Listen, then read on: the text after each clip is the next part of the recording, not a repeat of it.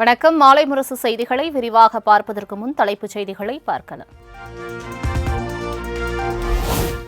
தொகுதி மறுசீரமைப்பு விவகாரத்தில் ஆய்வு செய்ய வல்லுநர் குழு அமைக்க முன்மொழிவதாக முதலமைச்சர் மு.க.ஸ்டாலின் அறிவிப்பு. எந்த சூழலிலும் நம் பிரதிநிதித்துவம் குறையக்கூடாது, குறையவும் கூடாது என பேச்சு.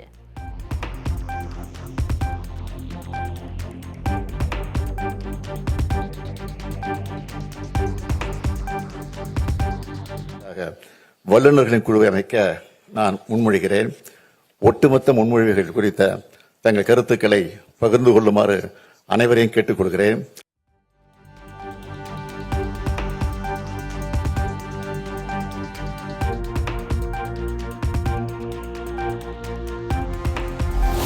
தொகுதி மறுசீரமைப்பை ஏற்க முடியாது என்பதில் உறுதியாக இருக்க வேண்டும் என கூட்டுக்குழு கூட்டத்தில் முதலமைச்சர் மு.க.ஸ்டாலின் பேச்சு.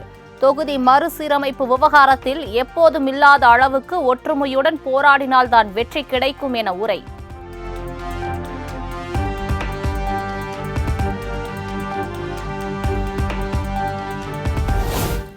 மாநிலங்களின் உரிமைகளை பறிக்க முயலும் கட்சி பாஜக என முதலமைச்சர் மு.க.ஸ்டாலின் குற்றச்சாட்டு. நம் உரிமைகள் பறிபோவதை அனுமதிக்க கூடாது என தென் மாநில தலைவர்களுக்கு வலியுறுத்தல்.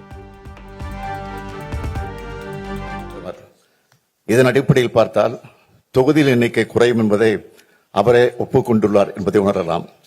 எப்பொழுதும் மாநில உரிமைகளை பறிக்கிற கட்சியாக பாஜக இருந்துள்ளது.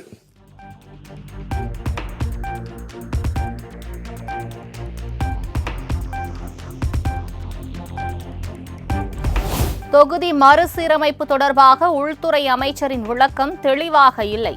கூட்டு நடவடிக்கை குழு கூட்டத்தில் முதலமைச்சர் மு.க.ஸ்டாலின் சாடல்.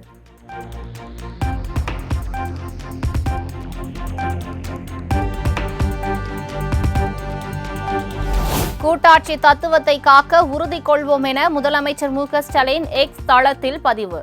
வரலாற்றில் பொறிக்கப்பட வேண்டிய நாள் இது என்றும் பெருமிதம்.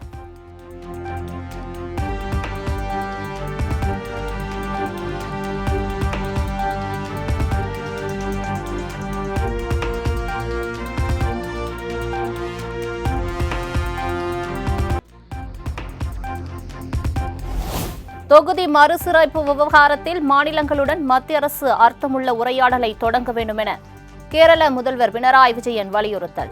பன்முகத்தன்மையே இந்தியாவின் பலம் என்று கூட்டு நடவடிக்கை குழு கூட்டத்தில் பேச்சு.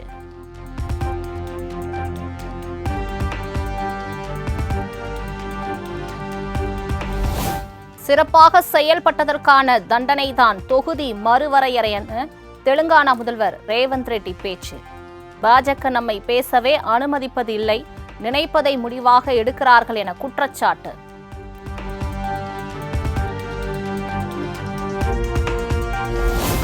மத்திய அரசின் தொகுதி மறுசீரமைப்பால் தென் மாநிலங்களுக்கு ஏற்படும் பாதிப்புகள் என்ன? துணை முதலமைச்சர் உதயநிதி ஸ்டாலின் விளக்கம்.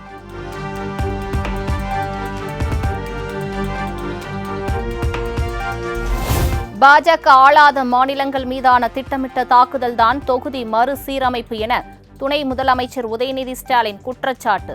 தொகுதி மறுசீரமைப்பால் தென் இந்தியாவில் உள்ள தொகுதிகளின் எண்ணிக்கை 30% இருந்து 20% குறையும் எனவும் பேச்சு.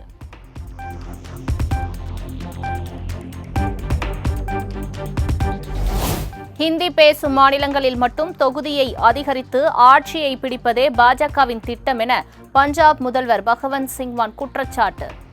பஞ்சாபில் ஒரு நாளும் தொகுதிகளை குறையவிட மாட்டோம் எனவும் திட்டவட்டம்.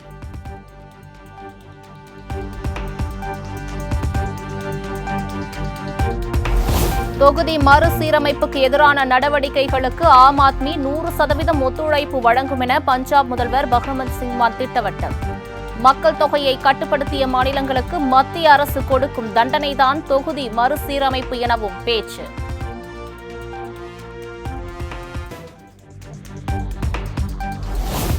தொகுதி மறுசீரமைப்பு என்பது பாஜகவின் அரசியல் தாக்குதல் என கர்நாடக மாநில துணை முதல்வர் டி.கே. சிவகுமார் குற்றச்சாட்டு.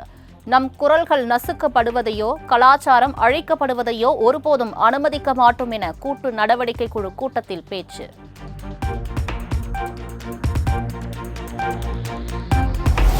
வெறும் மக்கள் தொகை அடிப்படையில் தொகுதி மறுசீரமைப்பு செய்வது அநீதி.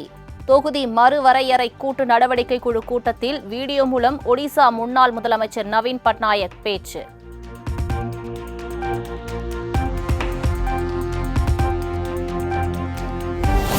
மக்களவை, மாநிலங்களவையில் எந்த மாநிலங்களும் பாதிக்கப்படாத வகையில் தொகுதி மறுசீரமைப்பு இருக்க வேண்டும்.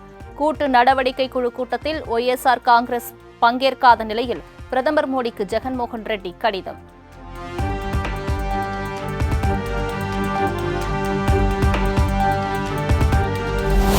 தொகுதி மறுவரையறை கூட்டு நடவடிக்கை குழு கூட்டத்தில் பங்கேற்றுள்ள விருந்தினர்களுக்கு தமிழ்நாட்டின் சிறப்பு வாய்ந்த பொருட்கள் பரிசு. வத்தமடப்பாய், காஞ்சி பட்டுப்புடவை, கன்னியாகுமரி கிராம்பு, ஈரோடு மஞ்சள் ஆகியவை மகளிர் சுய உதவிக்குழுக்கள் தயாரித்த பெட்டியில் அடைத்து வழங்கினர்.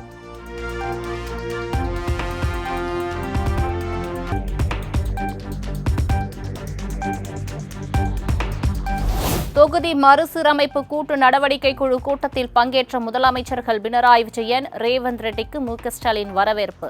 பஞ்சாப் முதலமைச்சர் பகவந்த் மான் கர்நாடக துணை முதலமைச்சர் சிவகுமாரையும் சால்வை அணிவித்து வரவேற்றார்.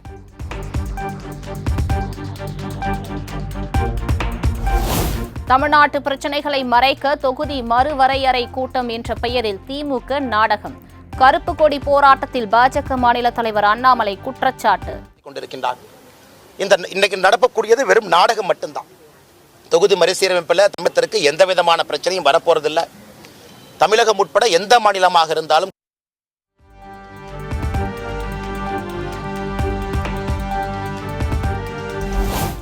அண்ணாமலைக்கு என்னை பற்றி நன்கு தெரியும். திகார் சிறைக்கு அனுப்பிய போதே நான் பயப்படவில்லை. தமிழக பாஜகவின் கருப்பு கொடி காட்டும் போராட்டம் தொடர்பான கேள்விக்கு டி.கே. சிவகுமார் பதில்.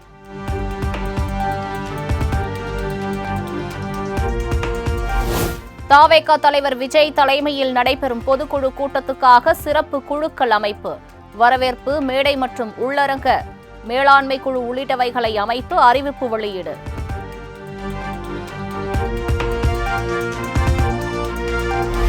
தூத்துக்குடியில் நள்ளிரவு பெய்த கனமழையால் வெள்ள நீரில் தத்தளிக்கும் நகர்ப்பகுதி. மாவட்ட அரசு மருத்துவமனை, தென்பாக்கம் காவல் நிலையம், பழைய மாநகராட்சி கட்டடங்களை மழைநீர் சூழ்ந்ததால் மக்களின் இயல்பு வாழ்க்கை பாதிப்பு. தூத்துக்குடியில் அதிகாலை பெய்த கனமழையால் ராஜா என்பவருக்கு சொந்தமான வீட்டின் மேற்கூரை இடிந்து விழுந்தது. வீட்டில் யாரும் இல்லாததால் நல்வாய்ப்பாக உயிர் சேதம் தவிர்ப்பு.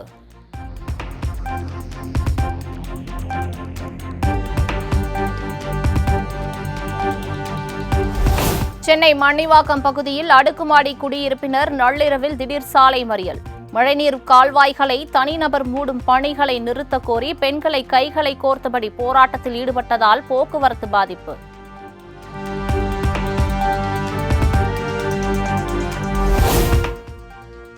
புதுக்கோட்டை மாவட்டம் விராலிமலை அருகே களைகட்டிய மீன்பிடி திருவிழா.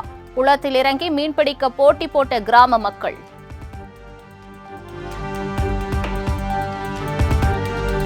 புதுக்கோட்டை மாவட்டம் திருமயம் அருகே நடைபெற்ற மாட்டு வண்டி பந்தயம்.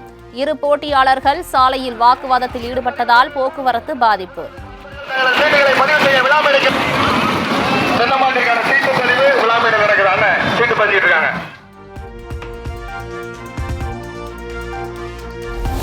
ஓசூரிலிருந்து கர்நாடகாவுக்கு வழக்கம் போல் பேருந்துகள் இயக்கம். பேருந்துகள் இயக்கப்படவில்லை என வதந்தி பரவிய நிலையில் கிளை மேலாளர் விளக்கம். கர்நாடகாவில் மராட்டிய அமைப்பினரை கண்டித்து முழு அடைப்பு. பேருந்தில் வெடித்த மொழி பிரச்சினை தொடர்பாக பதாகைகளை ஏந்தி போராட்டம். கர்நாடகாவில் முதலமைச்சர், அமைச்சர், எம்எல்ஏக்களுக்கு 2 மடங்காக சம்பள உயர்வு அளிக்கும் மசோதா நிறைவேற்றும். முதலமைச்சருக்கு 1.5 லட்சம், அமைச்சர்களுக்கு 1.25 லட்சம், எம்எல்ஏக்களுக்கு 80,000 ரூபாயாக ஊதியம் நிர்ணயம்.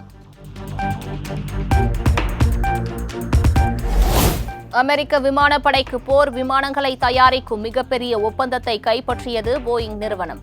47வது அதிபரின் ஆட்சியை குறிக்கும் வகையில் புதிய போர் விமானங்களுக்கு F-47 என பெயர் அறிவிப்பு.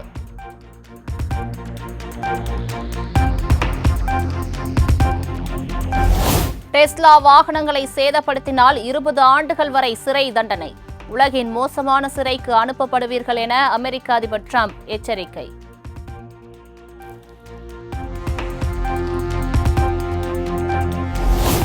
லண்டன் ஹீத்ரோ விமான நிலையத்தில் மீண்டும் விமான சேவைகள் தொடக்கம். தீ விபத்து, மின் துண்டிப்பு காரணமாக மூடப்பட்டிருந்த விமான நிலையம் 18 மணி நேரத்திற்கு பின் செயல்பட தொடங்கியது.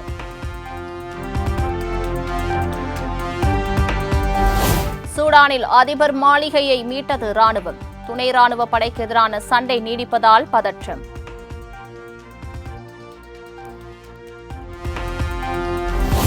இஸ்தான்புல் மேயர் கைது செய்யப்பட்டதை கண்டித்து ஆயிரக்கணக்கானோர் பேரணி. போராட்டத்தை கலைக்க துருக்கி போலீசார் ரப்பர் குண்டுகளை பயன்படுத்தி சுட்டதால் பதற்றம்.